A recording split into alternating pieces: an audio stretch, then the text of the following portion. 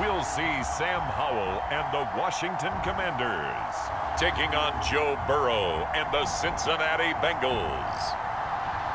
We are just inside the Beltway, about 10 miles east of the Capitol Dome as we come to you from FedEx Field here in Landover. Tonight we've got the crew set for what should be a real treat, a great Monday night matchup, as it'll be the Cincinnati Bengals taking on the Washington Commanders.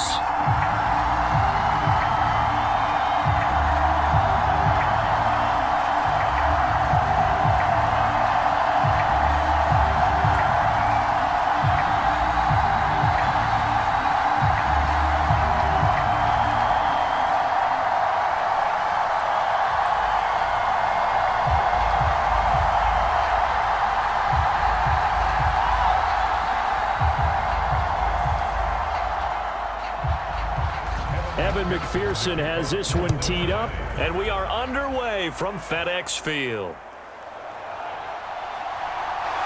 And he takes this near the 25, just a little pass there, called it the 26.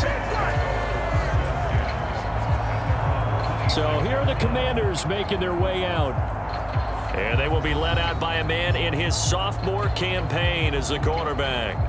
And he left North Carolina with most of his school's records, and at one point was thought to be maybe the #1 quarterback in his draft class.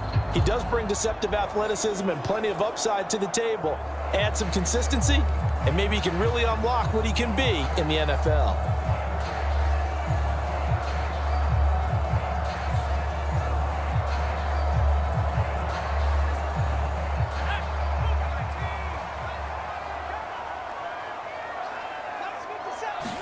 To throw right away is Howell.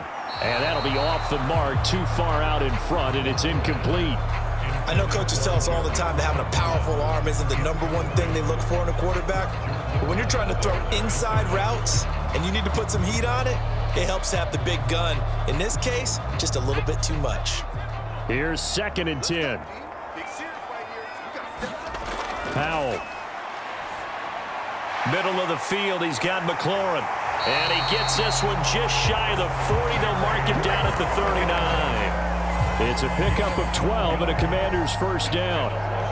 And every time you step on a field, coaches are always going to talk about how important tackling is in a ball game. In this one, especially so.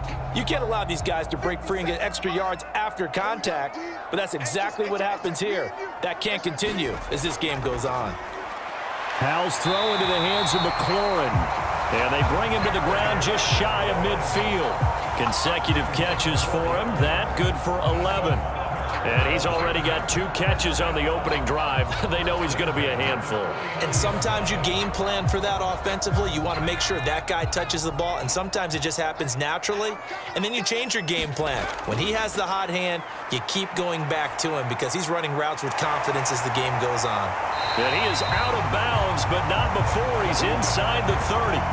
23 yards, the final tally. And forget about the run to set up the pass. They're just coming out throwing. Forget trying to set anything up. They feel like they have the advantage. They feel like they have the matchups, and they're just attacking right now. Yep, going to the air on the opening drive.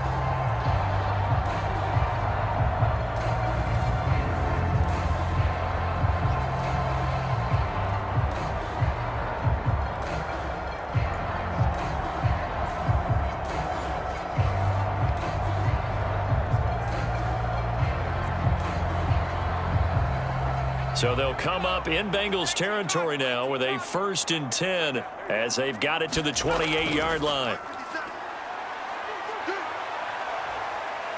Howell. And an off-balance throw there, and it's going to wind up incomplete. As defensive coordinators around the league tell me all the time, that throw is not for every quarterback because you've really got to drive the ball downfield. It's going to be a tight window for him to fit that one into. In this case, unsuccessfully.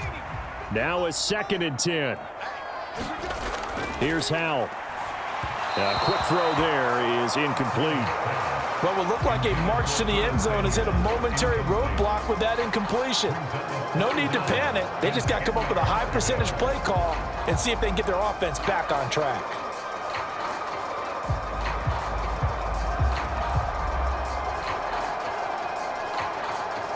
This offense was on the move. Now 2 straight incompletions have them looking at 3rd and 10. Howell looking to throw again. That's out to the flat for Gibson. And this will not get close to the first down marker as he's brought down at the 26. They'll get only a yard out of that, and it'll bring up 4th down. As a defense, you're more balanced when you're in zone coverage because you're able to keep your eyes on the quarterback and see the play develop in front of you. You're able to keep the quick pass in front of them and stop it right at the line of scrimmage.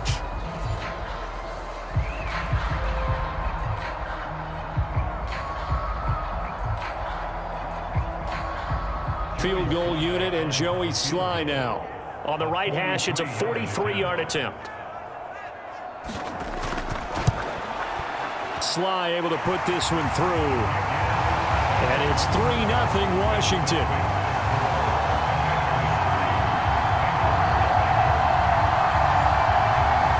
I think we can safely say they came out to be aggressive on the opening series, Charles. They didn't run the ball once. All that passing, it does get them the 3-0 lead. I think what we saw there, partner, was a true definition of football balance, which means doing what you want to, when you want to on offense. And in this case, it was throwing the football. They may mix in running the football a little bit more as this game goes on. But this opening drive, while it stalled out, it still gave them 3 points. After the made field goal, here's Sly to kick this one away. From a couple yards deep, he'll bring it out of the end zone.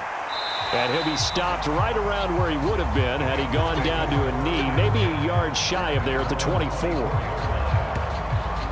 Here come the Bengals, and CD, of course, it's Joe Burrow out of LSU at quarterback. And when you come into the league as the #1 guy selected, a lot of hype comes with it. And sometimes that weight can be unbearable. But this young man, he took that weight on and handled it as well as you can imagine. And I love his ability to make a second, third reaction play and create downfield.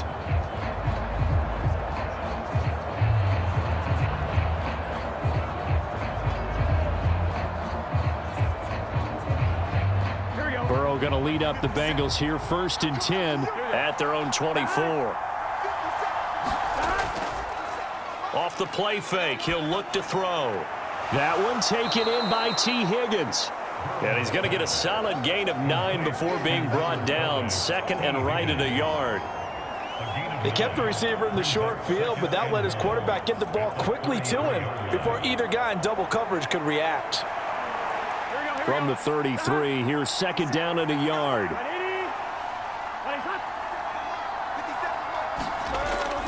And they go play action now. Burrow dumps it off to Mixon. And he gets this up across the 35 before he's out of bounds. They'll get 3 as the drive continues. It's a 1st down.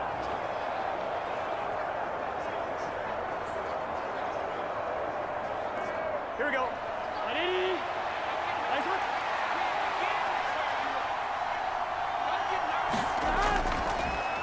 A first carry here for Joe Mixon. Call it a gain of 4 on 1st, and that'll make it 2nd down. And that was a quality play to start a new set of downs. That was simply an offensive line winning the battle up front and winning in a big way and giving their guy in the backfield a nice lane to hit. Now a 2nd and 6.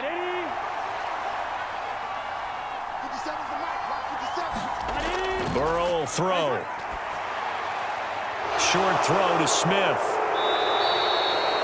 That one, a 1st down pickup of 8. That was a route run not just with dexterity, but with intelligence. Found the hole in the zone, made sure the quarterback saw him, and was able to make the sure catch and flip the down marker back to 1. 2 1st downs have him up near midfield now on 1st and 10. Burrow going to give this to Mixon. And he's going to take this ahead for right around 3 yards, but no more than that. 2nd down. Just not a whole lot of room to operate there on that carry. No, not at all. They did a really nice job staying in their proper places and not allowing any lanes to open up. And they'll come up 2nd and 7.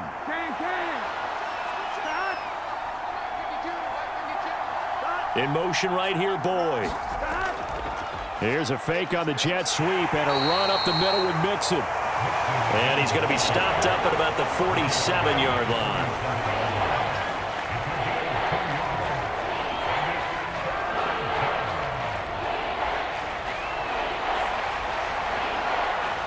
Play number 7 now coming up on the drive. 3rd and 5. They're passing here. Joe Burrow. They'll set up the screen here to Mixon. And he'll only get this to about the 44 as they stop him short of the line to gain.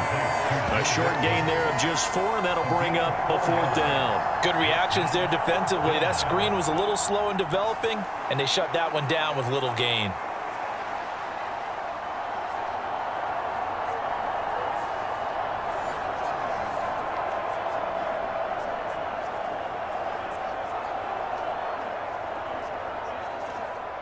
So on 4th down, on is Brad Robbins to punt for the Bengals. Dax Milne deep for Washington.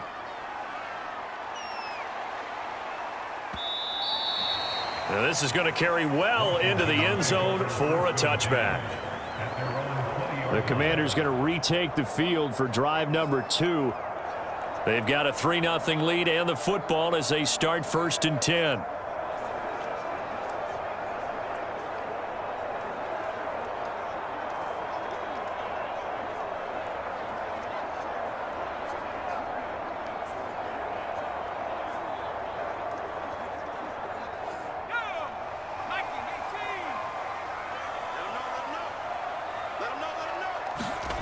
Back to throw, Howell.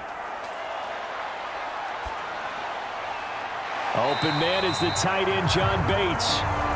They'll go down as a gain of 6, and that'll bring up 2nd down. Nice rhythm throw there on 1st down. He located his tight end, made a nice easy pitch and catch. Hoping he can break a tackle or two. Wasn't able to do that there, but still good yardage. From the 26, they'll line up on 2nd and 4.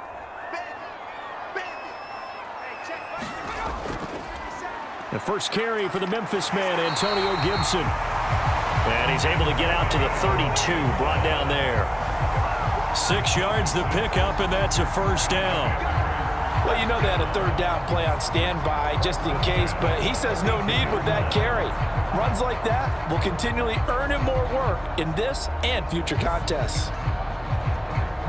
From the 32 now, here's 1st and 10. On 1st down, right back to Gibson. And he slips up past the 45 before being tackled. 15 yards the pickup. 1st down, Washington. Consecutive plays now where that offensive line has really created a lot of space. And we've seen the confidence rise, haven't we? It borders on arrogance now, and that's that good arrogance, believing you can run the football whenever you get good and ready.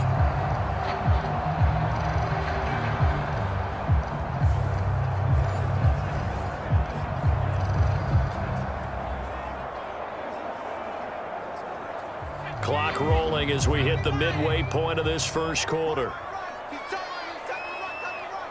And McLaurin, the motion man right. On 1st and 10, it's Gibson. And this time the yards won't come so easy as they'll, in fact, tackle him behind the line. Across the line and to the ball quickly there, Trey Hendrickson. That's not an easy play for a defensive end because most of his responsibility has him getting upfield and working, but how about his vision to see where the play was going, crashed down inside, and tackled him for a loss.